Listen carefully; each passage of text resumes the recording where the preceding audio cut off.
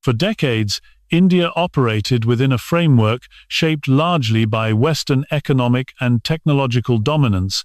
The financial institutions we relied on, the software we used, the platforms we trusted, and even the currencies we traded in were all controlled, created, and governed by powers outside our borders. But quietly, steadily, and with fierce intent, India began building something different, something local, something ours. Today, we are witnessing the result of years of planning, innovation, and persistence. India has achieved digital and economic sovereignty, and in doing so, has broken the final chain of Western control.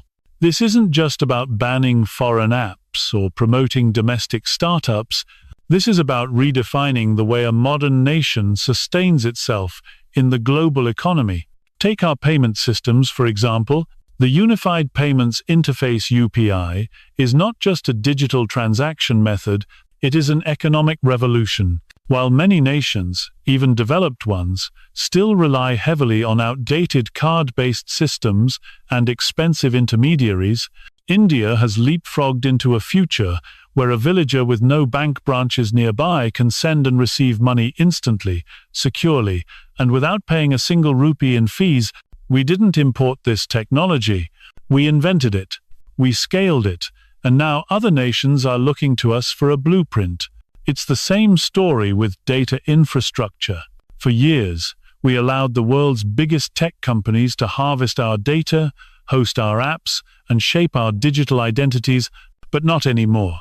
With initiatives like India Stack, Data Empowerment Architecture, and the Open Network for Digital Commerce (ONDC), we are no longer passive users of someone else's system. We are owners and architects of our own. India has built a digital public infrastructure so inclusive, so innovative, that even billionaires in Silicon Valley are studying it with awe. But sovereignty is not just about technology, it is about mindset. For too long, we waited for Western rating agencies to tell us whether our economy was strong. We watched global investment funds treat our markets like experiments. We listened to foreign voices analyze our reforms while ignoring the ground reality. That's changing. Today, India speaks its own financial language. Our stock markets are among the most vibrant in the world.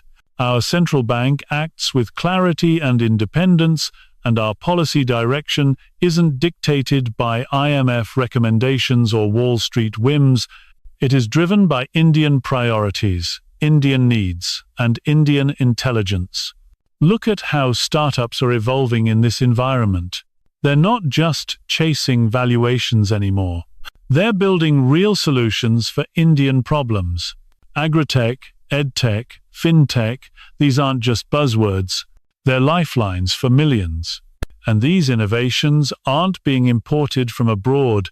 They're being born in Jaipur, Coimbatore, Bhubaneswar, Indore. Economic sovereignty means that the center of gravity has shifted not toward any one company or politician, but toward the collective genius of a billion minds who finally feel the system was built for them. So when we say India has broken the final chain, what we mean is this: we are no longer economically dependent on any one nation, institution, or ideology. We are standing on our own digital and financial feet. We are shaping the rules of our own economy. And we are doing it in a way that is inclusive, scalable, and unstoppable. This is not the end of our journey. This is the beginning of a new kind of freedom that is powered by code, protected by policy, and driven by the people. For a long time, power wasn't just about armies or money, it was about control over the story. The West didn't just dominate through colonialism or capitalism, it dominated through narratives. It decided who the heroes were, who the villains were, what success looked like, and whose voice mattered. India, for much of the modern era, was cast in the role of a developing nation struggling to catch up, a market to be tapped, a democracy to be analyzed. But something extraordinary has begun to happen. India is rewriting its own story. It's reclaiming its voice, and that is far more powerful than any economic statistic or military advancement. The shift in narrative control is the most profound sign that the final chain has been broken. For decades, Indian achievements were viewed through a Western lens. Our growth was impressive, but always unexpected. Our traditions were colorful, but always exotic. Our systems were complex, but always chaotic. But now the world is beginning to see us as we see ourselves, not as a story of scarcity and struggle, but as a story of resilience, innovation, and vision. India is no longer being spoken about. India is speaking, and the world is listening. This narrative shift isn't happening in headlines alone. It's visible in culture, in diplomacy, in technology, in art. We are no longer apologizing for who we are. We are no longer imitating someone else's version of modernity. We are defining our own. Look at the films we're producing, no longer needing validation from foreign awards to feel proud. Look at the books, music, fashion, and startups. They are born out of a confident local identity. They don't need to wear a Western label to be world-class. For a long time, the world tried to frame India as a contradiction: ancient yet backward, spiritual yet chaotic, democratic yet unstable. That framing is collapsing because today's India is not trying to be one thing for the West's comfort. It is embracing its complexity, its diversity, and turning it into strength. It's no longer about fitting into someone else's model. It's about building a model that fits USA billion voices, 1,000 languages, 100 ideas. This is not disorder. This is democracy in action. Even in global diplomacy, the tone has changed. India is no longer walking into international forums asking for aid or acknowledgement. It's walking in with solutions. Whether it's climate policy, digital governance, vaccine delivery, or fintech innovation, India is showing the world how to operate at scale with heart, with intelligence, and with sovereignty. This isn't a developing nation looking up.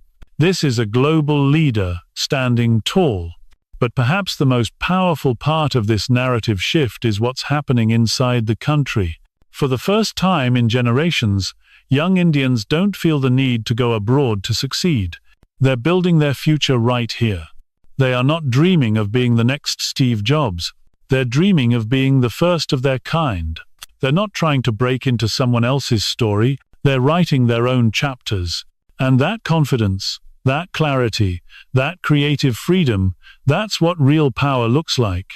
Breaking the final chain of Western control doesn't mean shutting the world out. It means stepping into the world with our own story, unapologetic, unfiltered, and unstoppable. It means no longer being defined by anyone else's standards, timelines, or expectations. It means the story of India is finally being told by India, and it's a story the whole world is watching and increasingly admiring. There was a time when India looked outward for approval, for validation, for instruction. Ideas were borrowed, models were copied, and success was often measured by how closely we mirrored the West. Innovation came with hesitation, progress came with conditions, and ambition came with a ceiling. But that era is over. India is no longer asking for permission to dream big or to build bold. We are no longer waiting for recognition to create. We are innovating without permission, building without apology, and scaling without fear. This is not just a mindset shift. It is a revolution. In the past, every major breakthrough, whether in technology, science, or economics, was seen as something that needed to be imported, studied, or licensed. Our brightest minds were often told that their talent could only be truly recognized if it succeeded abroad. But today, that belief has collapsed. Innovation is happening right here in India, at a scale and speed that is unprecedented. We are solving problems that the West has ignored for decades. And we are doing it not in elite labs or boardrooms alone, but in classrooms, co-working spaces, rural villages, and local markets. This innovation is not limited to high-end tech or glamorous startups. It's visible in the way a farmer accesses real-time weather updates through a basic smartphone. It's in the way a street vendor uses QR codes to accept payments from customers without a single rupee of cash changing hands. It's in the way students are using regional language learning platforms to educate themselves without relying on foreign systems. These are not just inventions. These are interventions. They are designed for the realities of our people by the creativity of our people. What makes this moment so powerful is that we are not just building for India, we are building for the world. The West is now looking to India to understand how to manage digital identity at scale, how to include the last mile in a digital economy, how to use technology to empower rather than replace. We are not following global standards anymore. We are setting them. The global South is watching. And for many, India is becoming the proof that a country can rise without compromising its values, its culture, or its independence. Even in industries like space, artificial intelligence, renewable energy, and biotechnology, India is no longer the junior partner. We are launching missions to the Moon and Mars not as symbolic gestures, but as demonstrations of what a focused, determined, and self-reliant nation can achieve. Our space agency doesn't burn billions to impress. It builds with efficiency to inspire. Our engineers don't wait for foreign investment to build. They find local solutions with global impact. The key difference today is that we're no longer asking, "Can we do it?" Now we're asking, "How far can we take it?" And this shift, this quiet, confident determination, is rewriting the rules. No longer do we need the stamp of a Western publication or the endorsement of a global institution to know we've succeeded. We see it in the way our youth build apps that go viral, in the way our women entrepreneurs scale businesses from kitchen tables to global markets, in the way our scientists produce breakthroughs that serve millions. Innovation without permission means that we have freed ourselves from the need to prove ourselves to someone else. We are building what we need, how we need it, and for the people who matter most, our own. This is what freedom looks like in the 21st century. Not just political freedom, not just economic freedom, but intellectual freedom, creative freedom, the freedom to solve, to grow, and to lead on our own terms. For years, India was told to wait to develop, wait to lead, wait for the world to recognize its worth. We were given a seat at the table only when it was convenient, only when it served someone else's interests. But that time is over. India is no longer knocking on the door asking to be let in. India is building its own table with its own values, its own strategy, and its own pace. This isn't just about geopolitical positioning or economic growth. It's the awakening of a civilization that no longer sees itself as a follower. It is the rise of a nation that finally understands its own power. This power doesn't come from arrogance or aggression. It comes from clarity. India knows who it is, where it has come from, and where it's going. It has absorbed the lessons of colonization, exploitation, and misrepresentation. But it has not become bitter. It has become wiser, more focused, more resilient. The strength of India today lies not in copying the West, nor in resisting it blindly, but in confidently charting its own path. The modern world often measures a nation's strength by its weapons, its GDP, or its alliances.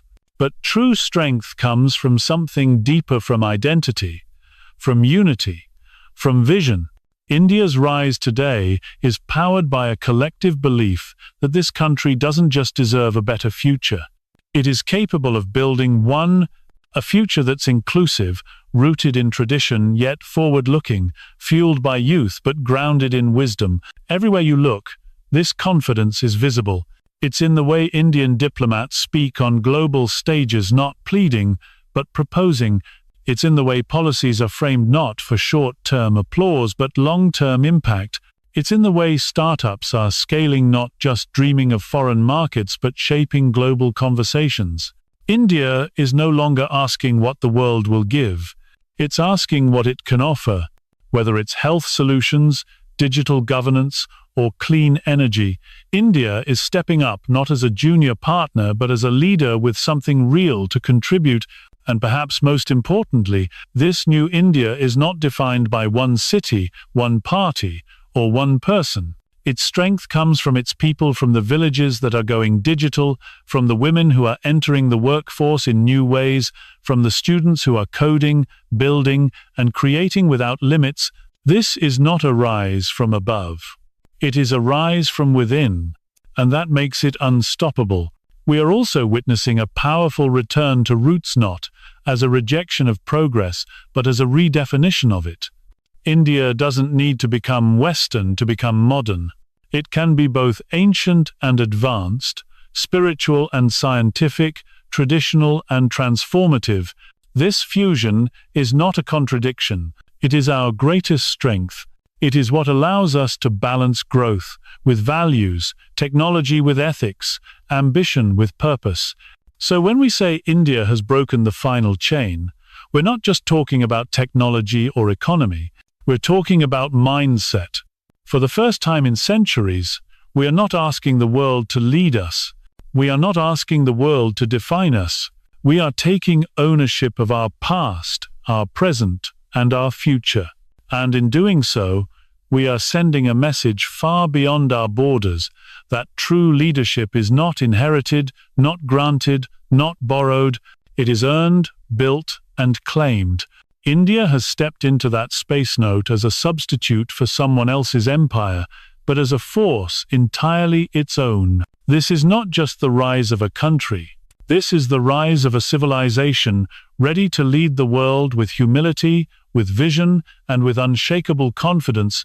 India has always been more than just a country. It is a civilization, vast, layered, ancient, and alive. But for a long time, the world looked at India only through the lens of poverty, population, and potential. Rarely was its civilizational strength acknowledged, let alone respected. The colonial legacy, not just political but mental, reduced this powerhouse of philosophy, science, art, and spiritual depth into a struggling state, looking for identity. That is the chain we've carried, the longest, the chain of forgetting who we are. But now, India is remembering, not as nostalgia, not as pride in the past alone, but as a source of confidence for the future. This is not just national progress. This is civilizational awakening. And this, more than any development model, is what the world is watching with awe. In this awakening, India is no longer seeking to prove itself on someone else's terms. We are no longer trying to win someone else's game. We are setting the rules based on our own civilizational wisdom. It's not about becoming a superpower in the way the 20th century defined it. It's about leading in a new way, with balance, with purpose, with dharma. India doesn't need to conquer to lead. It leads by example, by resilience, by showing that there is a way to grow fast without losing soul, to modernize without erasing identity, to scale without forgetting the individual. You can see this rise in subtle but powerful ways in how India's foreign policy has become centered around strategic autonomy. We do not choose between East and West. We choose what is right for India. We engage with all but bend to none. That's not arrogance. That's maturity. It is the quiet power of a civilization that knows its worth and no longer feels the need to shout to be heard. It's the strength of self-respect at the societal level too. You can feel this shift. Indians are no longer looking outward for role models. They are looking inward. Our youth are not obsessed with going abroad. Many want to build at home. They are no longer driven by escape. They are driven by creation, and creation is always more powerful than consumption. This is a generation that is not ashamed of its culture, its languages, its traditions. They are blending heritage with modernity and finding confidence in their roots. That is how civilizations rise, not by imitating others, but by fully becoming themselves. And yet this awakening isn't loud or boastful. It's quiet, it's focused, and it's everywhere. You see it in the temples being restored, in the ancient texts being reread, in the yoga studios and science labs, in the homes where Sanskrit shlokas are chanted and AI code is written in the same breath. It's a country that can look 5,000 years back and 50 years forward at the same time. That's not duality, that's depth. Breaking the final chain of Western control means we no longer feel less than anyone. It means we've stopped measuring ourselves by someone else's tape. It means we trust our own judgment, our own path, our own timing, and most importantly, it means we now carry forward our past, not as a burden but as a strength. This is not the story of a country trying to be great again. It is the story of a civilization rising again, not for revenge, not for dominance, but because it has something essential to offer to the world: wisdom, balance, innovation, and a way to live that values both inner peace and outer progress. That is the India that has arrived. That is the India that broke the final chain. For the longest time, India's youth were raised with a single instruction: go out and find opportunity. Success meant going abroad. Talent meant leaving home. Whether it was engineers, scientists, doctors, or artists, the common dream was to build a future in someone else's land, within someone else's system, and in that, we lost more than just people. We lost confidence. We became a nation of brilliant minds who believed their own soil wasn't good enough to grow, but that era is fading. A silent, powerful transformation is unfolding across the country. India's youth are no longer trying to escape.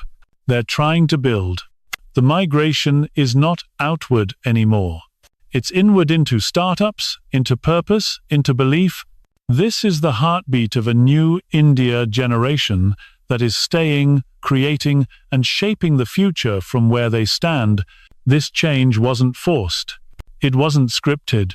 It happened because the country itself started to believe in its own potential. Infrastructure improved. Connectivity exploded. Tools became accessible. Opportunities became visible.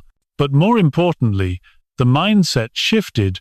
Young Indians began to see their problems, not as obstacles, but as opportunities. They saw that the solutions the West built didn't always work here, and that meant only one thing: they would have to build the answers themselves. And build they did. From young entrepreneurs in Jaipur building logistics tech for rural India, to coders in Kerala designing software used across the world, to social innovators in the Northeast solving access to education, the story is no longer about one city or one industry. It's about a movement, and what's extraordinary is that this movement isn't trying to copy Silicon Valley. It's building its own value system rooted in community, resilience, and scale. This isn't just about startups and unicorns. It's about self-worth. For decades, a sense of not good enough was quietly planted in the minds of our youth. That foreign meant better. That imported meant valuable. That success was only real if the West approved of it. That chain has been shattered. Today, a 22-year-old in Indore or Imphal no longer feels inferior to anyone. They may not speak fluent English. They may not have a foreign degree, but they have clarity, purpose, and, most importantly, choice. The freedom to build something meaningful without leaving home. This rise is also deeply inclusive. It's not limited to elite colleges or metro cities. From small towns to tribal villages, young Indians are accessing tools that previous generations never imagined. They're learning through YouTube, coding through mobile apps, launching businesses through Instagram. The gatekeepers are gone, the roadblocks are fewer, and the hunger is massive. With this surge of local energy comes a new definition of patriotism: not loud nationalism, but quiet ownership. Ownership of problems, ownership of responsibility, and ownership of dreams. These young Indians don't just wave the flag on Independence Day. They carry it every day in their code, in their designs, in their hustle, and in their refusal to give up. Breaking the final chain of Western control doesn't always look like a protest. Sometimes it looks like a young woman in a Tier 3 city who just launched her first app, or a college dropout in Odisha who found a way to bring solar power to his village, or a teenager in Gujarat who's teaching robotics to kids younger than him. These aren't news stories. They're signals. India isn't waiting for transformation anymore. It is the transformation. And that's the ultimate freedom. When your own land becomes the land of your dreams, when your roots are not chains but wings, when you no longer chase the world, you invite it to see what you've built.